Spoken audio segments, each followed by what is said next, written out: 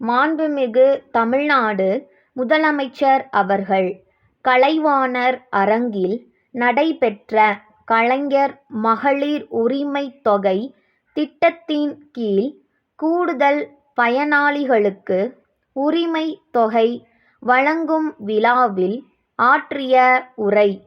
தமிழ்நாடு முழுவதும் அனைத்து மாவட்டத்திலிருந்து காணொளி காட்சி மூலமாக இணைந்திருக்கின்ற உங்களை எல்லாம் நான் பார்க்க வந்து விட்டேன். குடும்ப தலைவிகளுக்கு 1000 ரூபாய் உரிமைத் தொகை வழங்கப்படும் என்று தேர்தலுக்கு முன்பாகவே சொன்னோம். அப்போது சிலர் என்ன சொன்னார்கள் என்றால், இதை எல்லாம் நிறைவேற்ற முடியாத வாக்குறுதி என்று கூறினார்கள். ஆனால் வாக்குறுதியை நிறைவேற்றியதன் அடையாளமாகத்தான் மாதந்தோறும் கலைஞர் மகளிர் உரிமைத் தொகையை வழங்குகிறோம். அதனால்தான் உங்கள் முன்னால் கம்பீரமாக நின்று கொண்டிருக்கிறேன். கடந்த செப்டம்பர் 15ஆம் நாள் பேரறிஞர் பெருந்தகை அண்ணா அவர்கள் பிறந்த காஞ்சிபுரத்தில் இந்த திட்டத்தை தொடங்கி வைத்தேன்.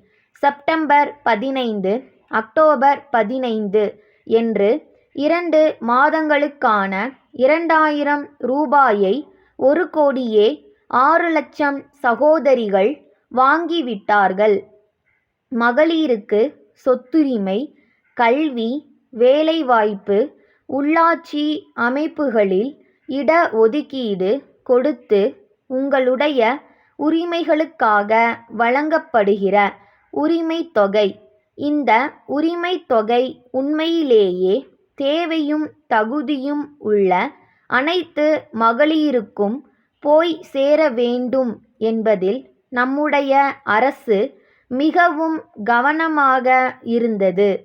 தகுதியுள்ள மகளிருக்கு உரிமைத் தொகை வழங்கப்படும் என்று சொன்னதை தேர்தல் வாக்குறுதிக்கு முரணாக செய்கிறார்கள் என்று பேசினார்கள். நான் தொடக்கத்தில் இருந்தே தெளிவாக சொன்னேன். தகுதி உள்ளவர்கள் யார் யார் என்று நேர்மையான பாரபட்சமற்ற விதிமுறைகளின் அடிப்படையில் அரசு சார்பில் வெளியிடப்பட்டு தமிழ்நாட்டில் இருக்கின்ற அத்தனை குடும்ப அட்டைதாரர்களையும் விண்ணப்பிக்க சொன்னோம். இந்த திட்டத்தின் நோக்கத்தையும் விதிமுறைகளின் குறிக்கோளையும் மக்கள் உள்ளார்ந்து புரிந்து கொண்ட காரணத்தால் தகுதியுள்ள மகளிர் மட்டும் விண்ணப்பித்தார்கள். ஒரு திட்டம் பெற்ற வெற்றியை தொடர வேண்டுமானால் அதை தொடர்ந்து கவனிக்க வேண்டும். இந்த மாதத்தில் இருந்து லட்சக்கணக்கான மகளிர் புதிய பயனாளியாக சேர்க்கப்பட்டிருக்கிறார்கள். இவ்வளவு பெரிய திட்டம் பயனாளிகள் அனைவருக்கும் 1000 ரூபாய்.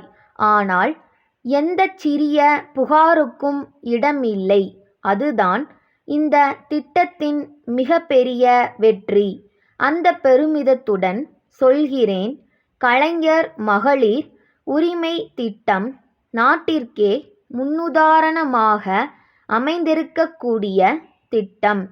புதிய பயனாளிகளான என் அன்பு சகோதரிகள் அனைவருக்கும் முதலில் என்னுடைய வாழ்த்துக்களை தெரிவித்துக் கொள்கிறேன்.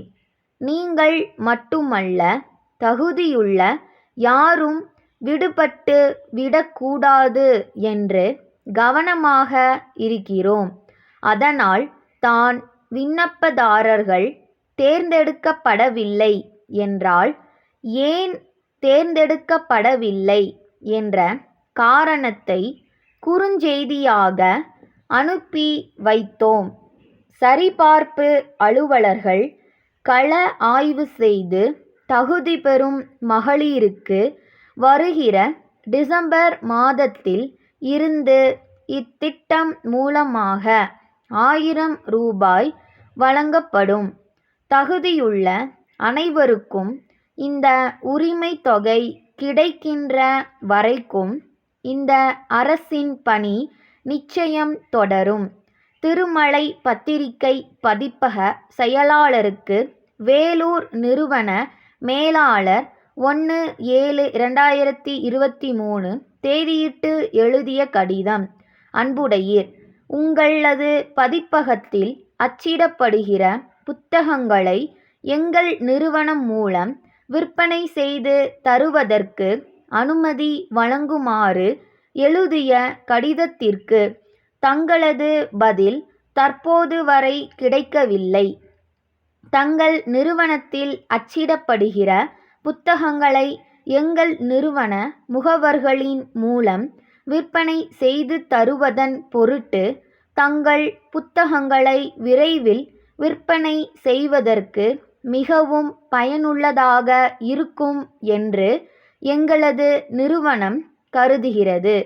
மேலும் எங்களது நிறுவன முகவர்கள் தங்கள் புத்தகங்களை கிராமப்புறங்களில் கூட விற்பனை செய்ய முடியும்.